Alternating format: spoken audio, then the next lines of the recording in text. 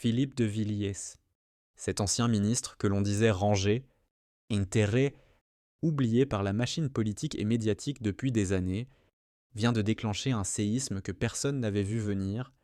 On simple et clip, une phrase brutale, je dois vous dire quelque chose, et soudain, l'establishment tout entier vacille, des millions de vues, des réactions en chaîne, et surtout ce sentiment d'être face à un homme qui, pour la première fois depuis longtemps, ose dire tout haut ce que tant d'autres murmurent dans l'ombre.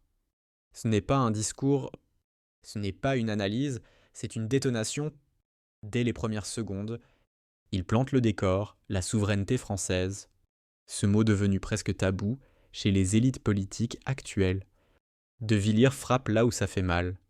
Selon lui, et selon une large partie du pays qui n'a plus confiance en la ligne suivie par Paris et Bruxelles, la France a volontairement renoncé à ce qui faisait sa force, et il ne mâche pas ses mots. L'intégration européenne telle qu'elle est menée, les directives absurdes, les sanctions à tiroir décidées au nom d'une morale de façade, tout cela n'a pas renforcé la France. Tout cela l'a affaibli. Son message est simple, direct, implacable. La France ne peut être puissante qu'avec une énergie abordable et une industrie souveraine. Ce n'est pas une opinion, dit-il. C'est une réalité historique. Sans énergie bon marché, sans outils industriels indépendants, la France n'aurait jamais été ce qu'elle fut, et pourtant, les dirigeants actuels ont choisi la dépendance. Il accuse frontalement les États-Unis. L'Allemagne et les technocrates bruxellois ont manœuvré pendant des années pour affaiblir Paris, non pas pour des raisons de sécurité, mais pour nous rendre captifs d'un agenda mondialiste qui ne profite qu'à eux, et il enfonce le clou. Les Américains ont imposé leur gaz de schiste hors de prix. Imposer est le mot qu'il utilise. Résultat, le peuple français paie 4 à 5 fois plus cher son énergie importée du Qatar ou des USA. Les entreprises françaises ferment, se délocalisent, étouffent et les mêmes responsables qui, hier encore, défendaient la coopération énergétique avec la Russie, jurent aujourd'hui que c'était une monstrueuse erreur. L'hypocrisie est totale. De Villiers ne se prive pas de rappeler le rôle d'Emmanuel Macron dans ce renversement spectaculaire. Avant, les accords franco-russes, c'était bien, ça arrangeait tout le monde. Puis, dès qu'une pression venue de Washington ou de Bruxelles s'est fait sentir, Macron a inversé sa position en un claquement de doigts. La coopération d'hier est devenue la dépendance dangereuse d'aujourd'hui. De Villiers résume cela en un mot, incohérence. Pour lui, c'est un abandon pur et simple des intérêts français. Mais il ne s'arrête pas à l'énergie. Il attaque le cœur brûlant du débat le plus explosif du moment, la guerre en Ukraine. Et il lâche ce que des millions de Français pensent sans pouvoir le dire publiquement. Ce conflit ne peut pas être gagné militairement, ni par l'Ukraine, ni par la Russie, et encore moins par une Europe qui semble déterminée à se saborder pour défendre une ligne qui n'est même pas la sienne. Selon De Villiers, chaque jour de guerre supplémentaire est une hémorragie. Plus de morts, plus de destruction, plus de milliards jetés par les fenêtres. Il accuse Paris de n'avoir plus aucune vision stratégique, aucune autonomie, aucune capacité à dire non. Livrer des armes ne changera rien, dit-il. Multiplier les sanctions non plus. Ces choix ne mènent qu'à l'escalade. Pour lui, la seule issue est diplomatique, immédiate, réelle, pas ces gesticulations technocratiques que l'on sert aux médias pour donner l'illusion d'agir. Il va même plus loin. Il faut parler avec Poutine. Non pas par sympathie, mais par réalisme, car c'est lui qui décide en Russie, et il faudrait être naïf, selon lui, pour croire que l'on peut humilier une puissance nucléaire et en sortir indemne. L'histoire européenne entière prouve le contraire. Ce qui choque encore plus, c'est qu'il ose dire quelque chose de quasiment interdit dans le débat public actuel. La Russie ne cherche pas à ressusciter l'URSS, mais à se protéger en tant qu'État. Et il affirme que ceux qui croient pouvoir briser Moscou militairement sont totalement déconnectés de la réalité. Puis surgit une phrase qui a déjà mis le feu aux poudres. De Villiers reconnaît ouvertement que Donald Trump est le seul à avoir promis clairement de mettre fin au conflit rapidement, pas parce qu'il est un modèle, mais parce qu'il a annoncé vouloir stopper l'escalade totale qui ruine l'Europe. Un propos explosif qui bouleverse les lignes traditionnelles et ridiculise l'immobilisme européen actuel. Et ce n'est qu'à partir de là que le discours de Philippe de Villiers prend une tournure encore plus inattendue, presque incendiaire, car après avoir dénoncé les dérives du macronisme, l'effondrement stratégique de l'Europe et l'aveuglement des élites, il se tourne vers sa propre famille politique, la droite traditionnelle, et là, il règle ses comptes sans la moindre retenue. Il raconte comment ceux qui furent jadis ses alliés l'ont abandonné, ignoré, effacé, aucun appel, aucune reconnaissance, aucune loyauté. Pire encore, certains Ciotti, Retailleau et autres figures en quête de respectabilité médiatique se permettent aujourd'hui de le ridiculiser publiquement. Il parle de trahison, de lâcheté, d'un monde politique obsédé par sa survie et prêt à renier ses anciens mentors pour quelques applaudissements de plateau TV. De Villiers n'a plus rien à perdre. Et il le fait sentir dans chaque phrase, puis il balance cette phrase, l'une des plus violentes de son clip. Si la droite veut combattre le Rassemblement national, qu'elle le fasse avec des arguments, pas avec des interdictions et des sanctions professionnelles.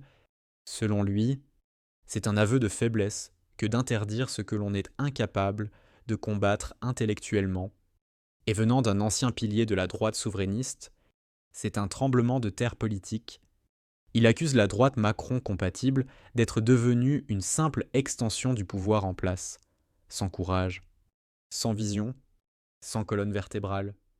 Et puis vient le véritable coup de tonnerre. Une information qui circule déjà partout. Reprise, disséquée, commentée, Philippe de Villiers révèle qu'il a participé récemment à une réunion totalement inattendue, autour de la table, d'anciens membres de la droite classique, mais aussi des figures du Rassemblement national, comme Jordan Bardella.